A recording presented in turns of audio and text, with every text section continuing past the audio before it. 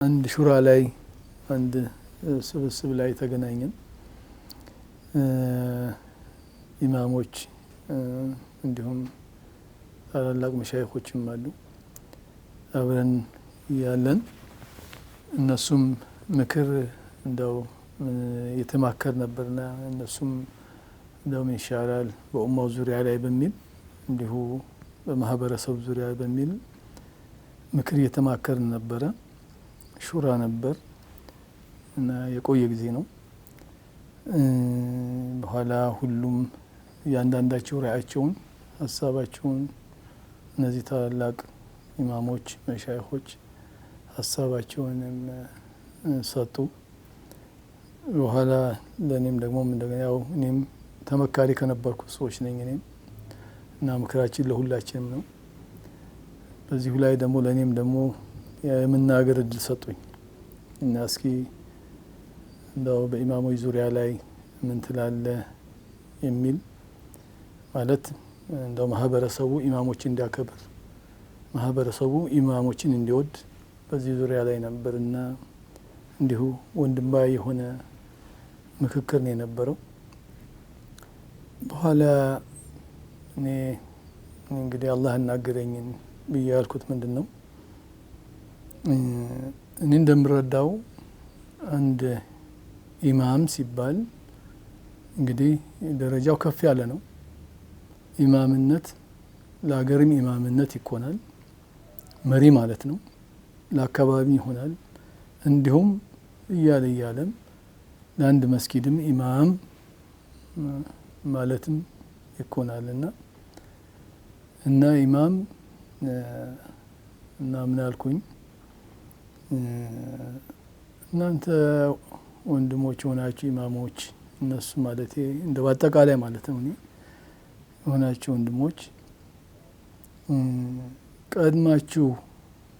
ቀድመን እኮ ወደ መስጊድ ብንገባ ከምንመራው ሰው በፊት ቀድመን ከሰጋጅ በፊት እኮ ብንገባ እንደዚሁም ደግሞ ቀድመን እንደምንገባ ሁሉ ደግሞ ዘግይተን ደግሞ ብንወጣ ምክንያቱም ኢማሞች መስጊድ ላይ ዘግይተው ቢቀመጡ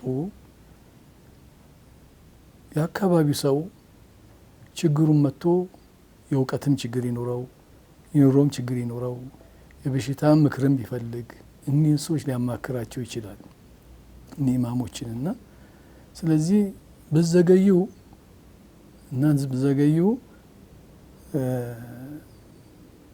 እና ቀድማችሁ ወደ መስጊድ ብትገቡ ዘግይታችሁ እንኳን ብትወጡ ይሄን እንኳን ባህሪና ሲፋ እንኳን ቢኖረን ሰው ሁሉ እኛን ያከብር ነበረ።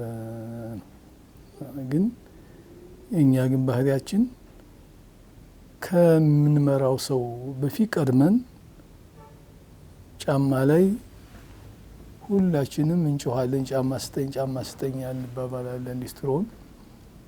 ስለዚህ ይሄ ሰው እንዴት ነው እኛን ሊያከብረን የሚችለው? እንኳን ሲፋ እንኳን ቢኖር እንዴት አይነት አክብሮት እናገኝ ነበረ ነው። እኔ በህይወቴ ላይ በሀያቴም ያየሁት ኢማሞች ታላላቅ መሻይኾች ነበሩ እንደነ ሀጂ ዘይን የመሳሰሉ እንደነ ሀጂ መሐመድ ሳኒ የመሳሰሉ። ምክንያቱም አንድ ኢማም ሲሆን ለሚመራው ሰው እኮ ተምሳሌት ማለት ነው፣ ቁድዋ ማለት ነው። አልሙረቢ ይላሉ የተቀደም ሚን ኢኽዋኒሂ።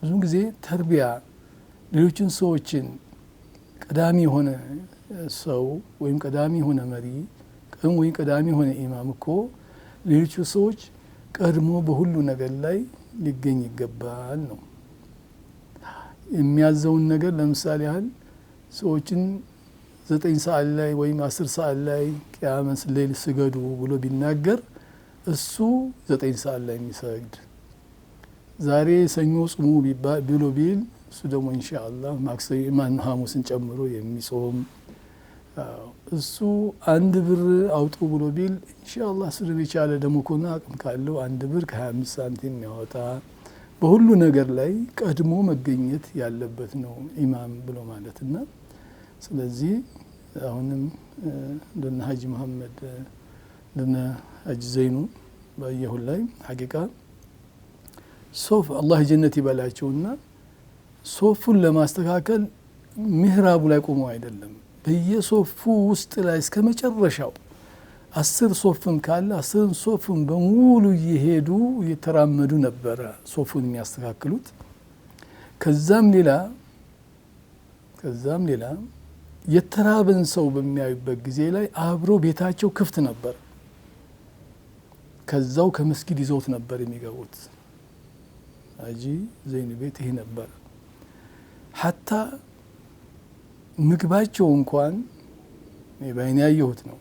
ምግቡ እንኳን ቢያንስ ውሃ ላይ ወጡ ላይ እንጀራው ላይ ጨምረውበት እሱን ፈትፍቶ ነበር። እሳቸውም ሁሉም ሰው የሚበላው የምንበላው የነበረው።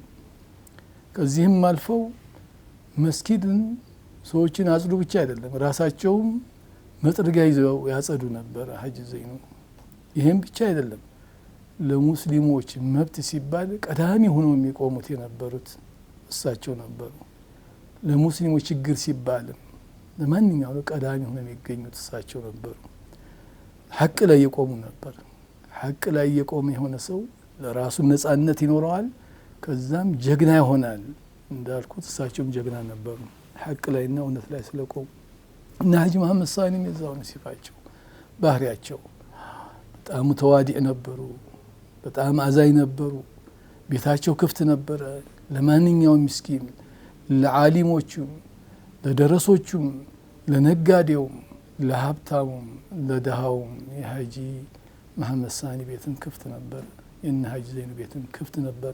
ሌሎች መሻይኾች እዛ ክፍት ነበር። እንግዲህ እንደነዚህ የመሳሰሉ ኢማሞችን ነው እኛም በሐያት ያሳለፍ ነው። አሁንስ እኛ እንዴት ነን ያለ ነው? አሁን እንዴት ነው ያለ ነው?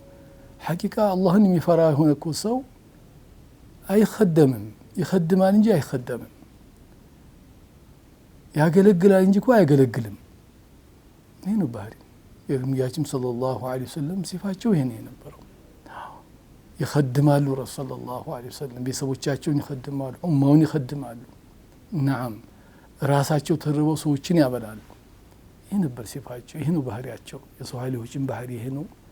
ስለዚህ እኛም ከነዚህ ነው ተምሳሌት ልንወስደው የሚገባን። ኢንሻአላህ አላህ ይወፍቀን። እዚህ እኛ አሁን ኢማም በመሆናችን ዳዒ በመሆናችን እኛ አንድ በመሆናችን ልንኸደም መፈለግ ሐቂቃ ትልቅ አይብ ነው። እኛ ኻዲሞች ነው መሆን ያለብን። ይሄ ኡማ እኛ ልንኸደመው እንጂ እሱ ሊኸድመን አይገባም። አሁን ግን ያለው በአክስ በግልባጩ ነው። ትክክል አይደለም። እኔም ሌሎቻችንም አላህን እንፈራና ኡማውን ልንኸድም ይገባል። ኡማውን ልንኸድመው ይገባል።